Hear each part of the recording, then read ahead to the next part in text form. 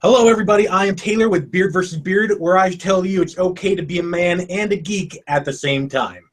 Today is a very awesome day. First off, this is the first live streaming event that I have ever done on anywhere, actually, unless you count real life as a live event, but most people don't. So I am joined here with Tony from Rad Entertainment. Hey, Taylor. Thanks for having me. And we are going to have the ultimate debate, the one that has been plaguing all of geekdom for the past 40 years. And that would be, which one is better, Star Trek or Star Wars? I am representing the side of Star Trek with my also known as the losing side. Yeah, right. Thank you. Me and my little Enterprise over here. And Tony, of course, is going to be left with Star Wars. Left with Star Wars, like it's a bad thing. Well, for the purposes of this debate, it kind of is. Now, you, of course, if you are watching this live, you are welcome to comment in the section that way. And at the end of this, we are going to take any questions, if there are any, for either myself or for Tony about Star Wars and Star Trek, so you can try to throw us off our game. But first, we have a 30-second opening argument, starting with Tony for Star Wars. All right, Star Wars is pretty much the greatest franchise of all time. It created the blockbuster. It is superior to Star Trek in many ways. I would argue that, yes, as a fan of Star Trek, I have always been more a fan of Star Wars. And that's because what it boiled down to me was just the overall aesthetic of Star Wars was always more gravitating. It looks like a world that is actually lived in, and Star Trek looks like a world that is just clean and not real at all. Everything looks like a set design, where Star Wars looks like it looks real. It looks like people live there. The ships are dirty, the people are dirty. Like, everything about Star Wars just feels so much more realistic in a sense, even though these are both space fantasies. It feels real to me. And I think that would be why, for me, Star Wars is so much better than Star Trek. Okay, well, I'm going to stop you right there at 1 minute and 14 seconds. All right, so Star Trek, the show that started off the science fiction genre in a huge, huge way. This is a show that has lasted for 50 freaking years. It has over 700 television episodes, 13 movies, had made trillions of dollars, have even advanced the cause of science in the real world, and has inspired generations to pursue scientific knowledge and to pursue having harmony between human beings alike. This is a show that set the bar for science fiction in a big new way. And unlike Star Wars, which takes place a long time ago in a galaxy far, far away, Star Trek gives us something to hope for, something to shoot for, and it deals with real-world issues. Look at that. Only 1 minute long. Yeah, still twice as long. As necessary, I guess. All right, so now we have one round of debating. It's going to last about 2 minutes on each side, and then after that, we're going to have kind of a free-form argument between Tony and myself, and afterwards, we will take questions. So, Tony, 2 minutes. Begin. 2 minutes on everything that you said here about Star Trek is a bunch of facts that, yeah, the show's been on the air for, over 50 years, but the last series for it ended in 2005, so it really hasn't been on TV for the past 11 years. And we just got some more Star Wars, and we're going to get more Star Wars for pretty much the foreseeable future until Disney decides to eventually run it into the ground. But I feel like they've got a pretty good start right now. And with Star Trek, I would say that they've pretty much already killed their film franchise. I don't see it going too much further. The last film was really good. I will admit that I love the movie, but as far as how much money it made, they're not looking at too good of numbers here on their last film. But I do know they're now bringing it back to TV, and we'll see what those numbers do for them. I mean, so far looking good, but I would argue that Star Wars is better than Star Trek just because of two things, and that is the Force and Jedis. Jedis are far better than anything that Captain Kirk and Spock can bring to the table. And their lifestyle, their religion, everything about them is so captivating. And Kirk and Spock are just overall, they're just boring. They travel from planet to planet and they do the same thing in every episode. Until you start getting just maybe some of the movies. And I know that in your statement, you're going to bring the prequel movies probably pretty heavy into this, so I'm just going to attack that right now. Star Trek's got some pretty terrible movies too.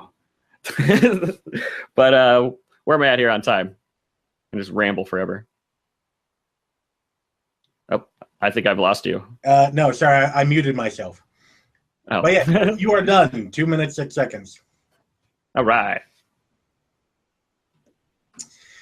Now, as my opponent has stated, that it has been gapped between this guy and Star Trek Beyond. It wasn't 50 straight years of filming, which is true.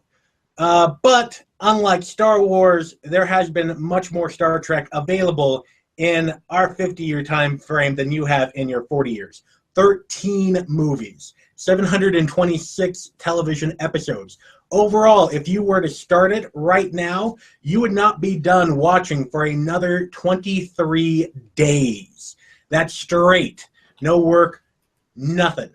Now, you are saying that the two best things with Star Wars is the Jedi, the Force, the whole religion thing of it. Let's look at your Jedis, okay? Your Jedis are a bunch of freaking hypocrites. They say that they are the peacekeepers of the galaxy, but yet they have not once completed a successful negotiation.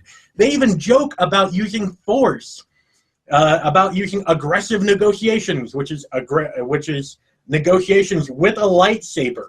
How do they resolve issues? They cut people in half. Okay, that is not a peacekeeping way of doing it. They are generals in a freaking war for a couple of movies. I mean, these are people that say that they're all spiritually inclined, that they're all peaceful, but their actions show far from it. Plus, with Star Wars, they deny that half of their movies ever existed. Yes, I'm going to bring up the prequels, because nobody likes the freaking prequels. Everyone says, no, we don't recognize them. Plus, as far as your canon goes, your extended universe, as soon as Disney got their hands on that, they dispelled all of the work that their fans did. They dispelled the expanded universe. That has never happened in Star Trek. And that's my 2 minutes. Well, I would say that maybe it should happen in Star Trek because of all of, over 700 episodes of television, the majority of that is not really worth watching. The prequels, yes, aren't very good films, in my opinion, but there is an entire generation, most people younger than we are, that absolutely love the prequels, and that is what they grew up on. It's not my Star Wars, but it is still very much loved by a large community. And they do have really good things. John Williams' score is fantastic in the prequels. You have Liam Neeson in the first film, who is awesome. Ewan McGregor as Obi-Wan Kenobi is the saving grace of the entire thing. Revenge of the Sith is actually pretty decent. So you have saving graces of these films, where I would say that in what Star Trek is it? Star Trek The Search for Spock, right? Just not redeemable. Which is that the one? Hold on. I gotta look. Where's my notes? Yeah, the final Star Trek V, The Final Frontier, the one that was written by Shatner and directed by Shatner, is pretty awful. So I think that we can agree that both of these franchises have some pretty terrible movies. But the main difference is that we accept the good with the bad, because Star Trek is all about gray areas.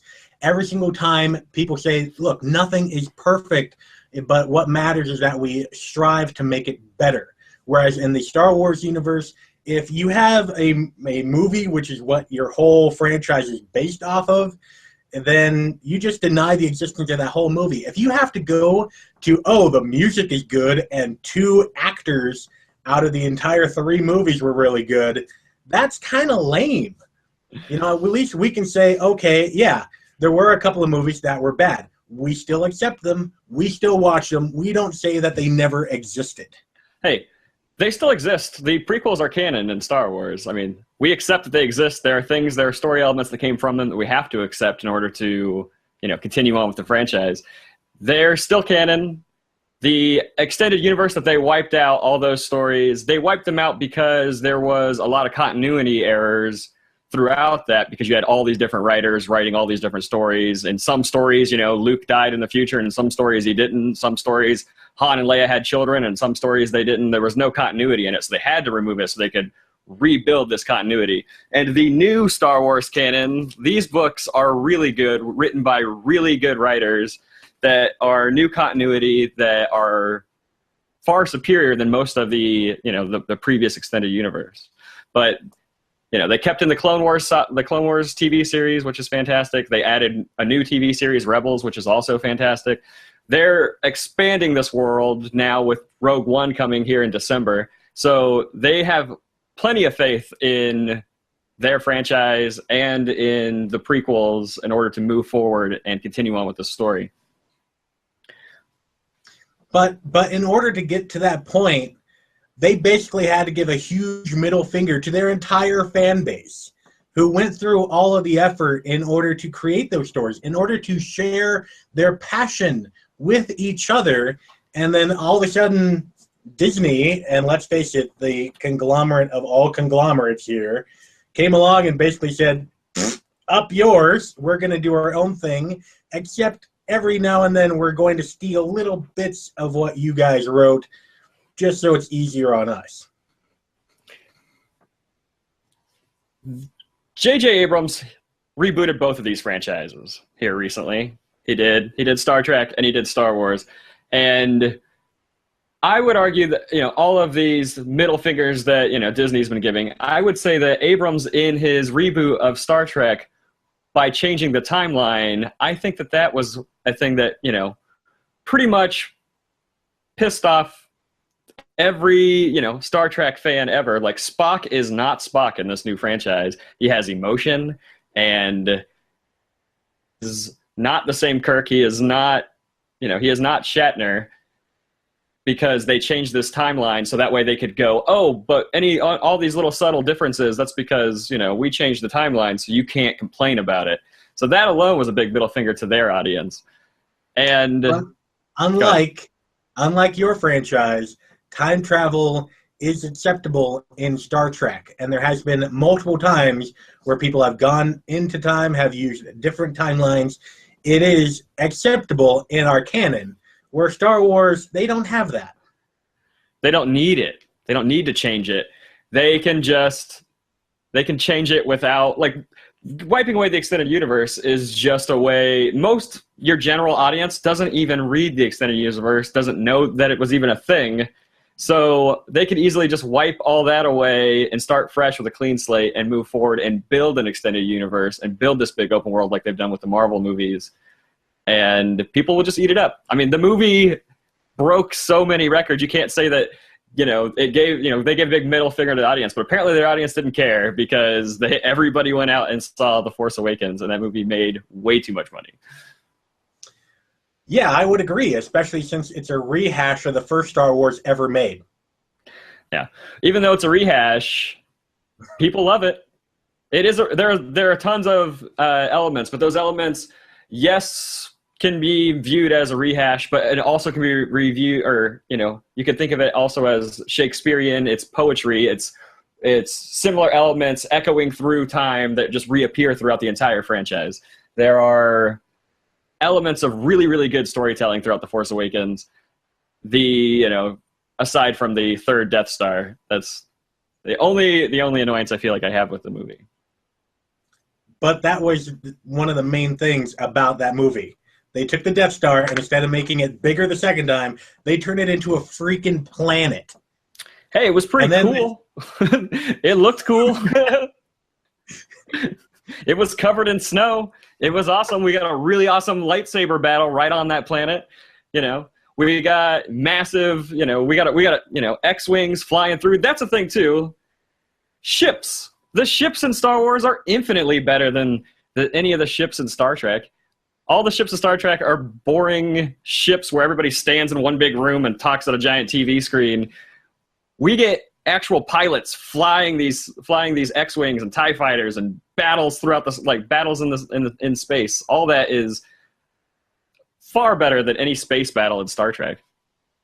See, that isn't true, because space battles are very frequent within Star Trek, the TV shows and the movies themselves. Plus, since we have actually talked about other species and have developed other species, they have their own types of fighter planes, they have their own types of spacecraft, and so we have far more diversity as far as spaceships go and spaceship battles. I mean, like Star Wars, we have whole wars that are conducted not just in space, but on planets themselves between huge empires. Whereas with Star Trek, I mean, you guys idolized a terrorist organization that fought a system of government that was stable, that actually benefited the average person. And, granted, yeah, you could say the top two people were corrupt, but that's the top two people. I mean, as far as everyone else in your galaxy is concerned, the government was doing not a bad thing. Plus, your main character of Luke Skywalker even wanted to join the academy and wanted to be a pilot for your empire before he turned terrorist. Yeah. I would not necessarily say that the empire was stable. In the opening of A New Hope, they blow up Alderaan. I would not say that that is something that most people would want to stand by.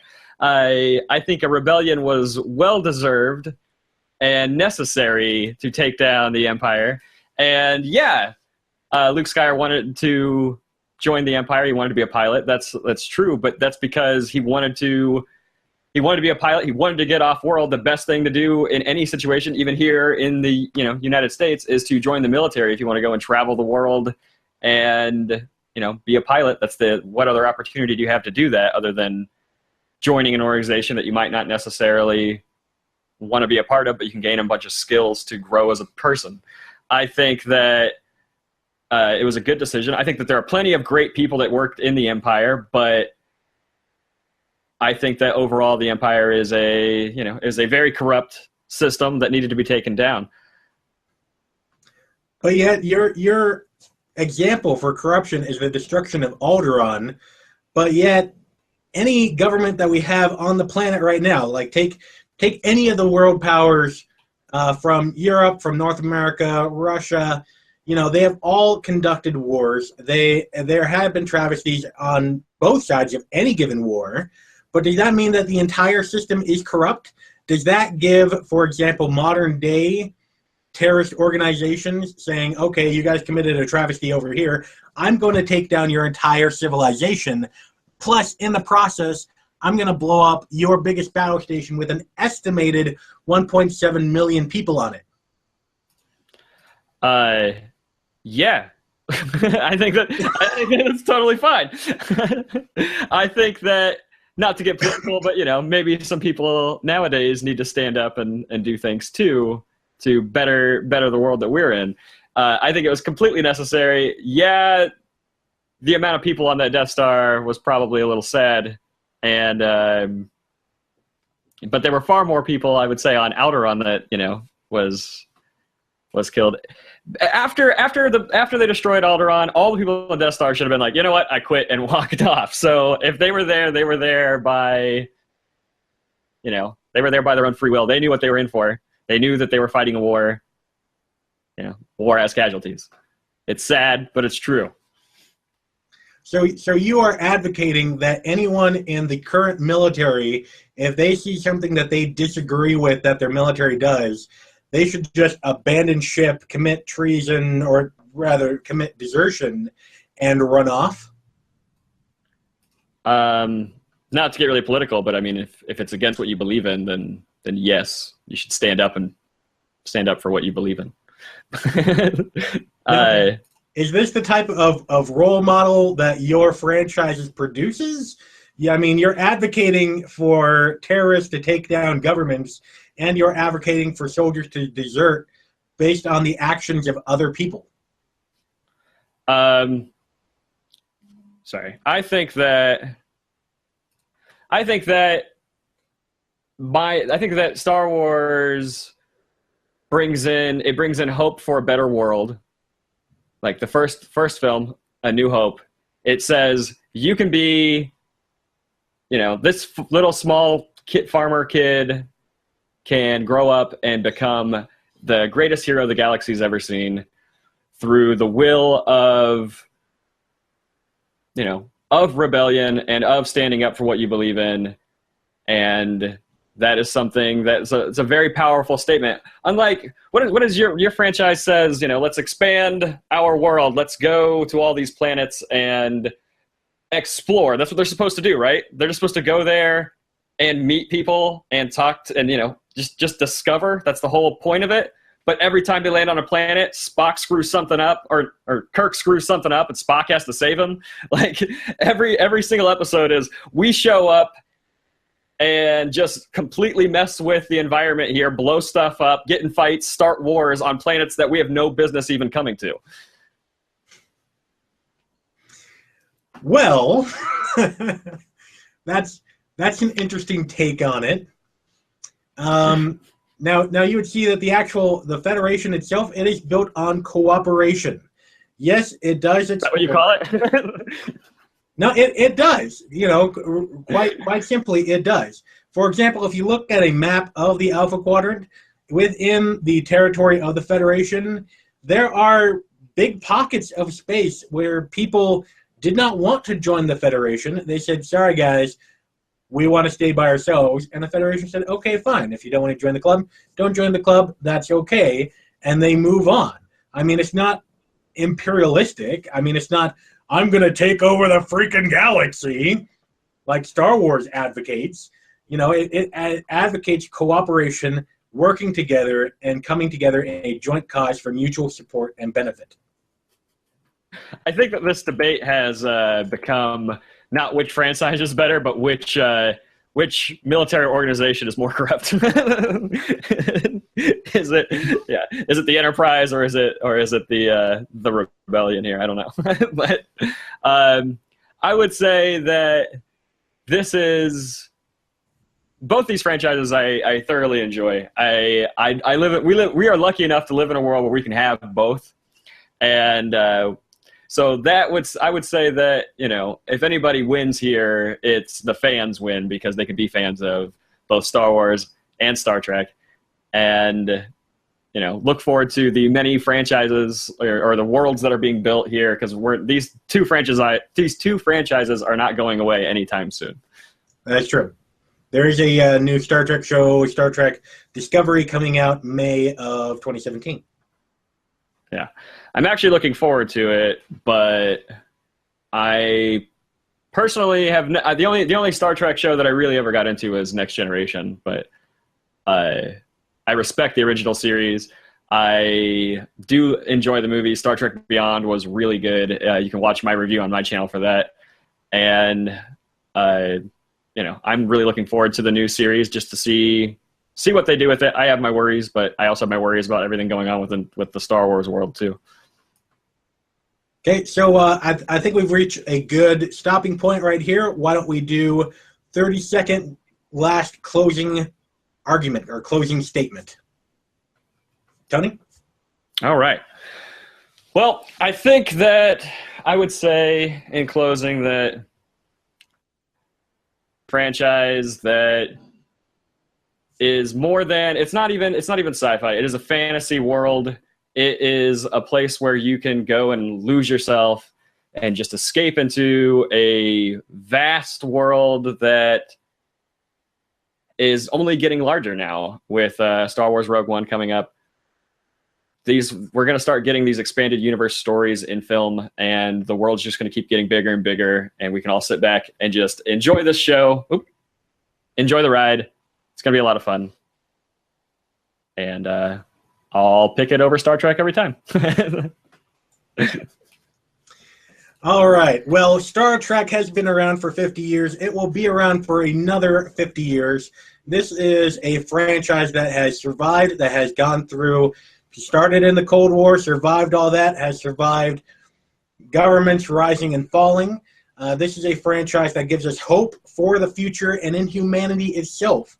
The object of it is to learn, is to teach, and is to come together, which is something that Star Trek can offer that Star Wars does not.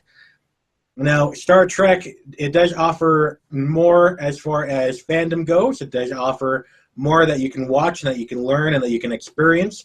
It does have an expansive canon. Civilizations where things aren't just black and white. Things aren't red and blue. It is shades of gray. It mirrors reality. So we can learn from it and so that we can become better as an entire human race.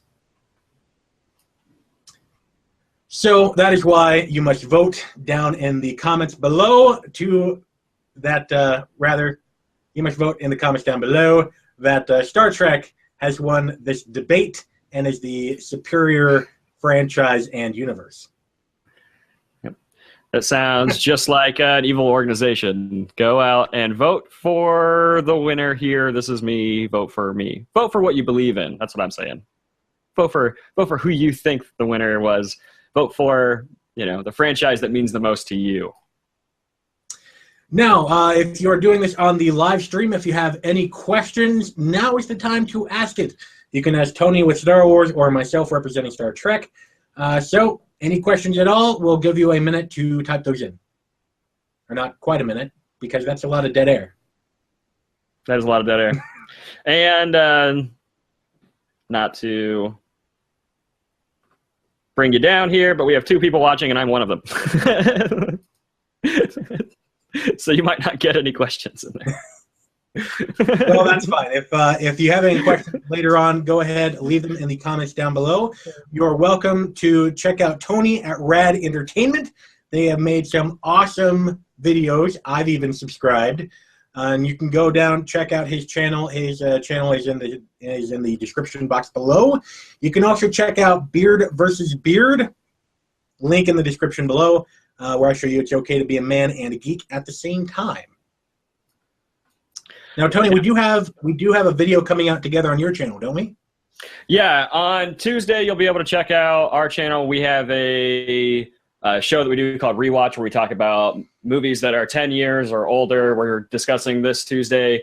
Harry Potter and the Sorcerer's Stone is celebrating its 15-year anniversary this week, and Taylor and I go into a discussion on the film and what it meant to us and community and and cinema. So you can check that out. You can also follow us on Twitter, Instagram, and Facebook at Rad Entertain, and youtube.com/Rad Entertainment.